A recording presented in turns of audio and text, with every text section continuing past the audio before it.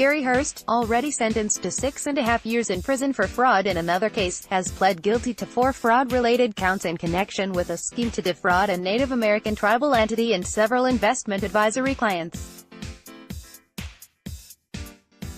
On the 4 counts, he faces maximum sentences of 35 years and $2.75 million in fines.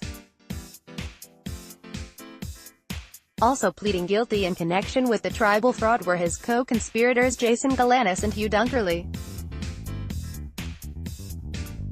In total, Mr. Galanis pled guilty to 3 counts of fraud and faces up to 30 years in prison and fines of up to $5.5 million. On August 11, 2017, he was sentenced to a term of 173 months in prison. Mr. Dunkerley pled guilty to 3 counts of fraud and 1 count of falsification of records with the intent to obstruct a government investigation. He faces up to 50 years in prison and up to $10.5 million in fines. Sentencing of the defendants will be determined by the judge. The U.S.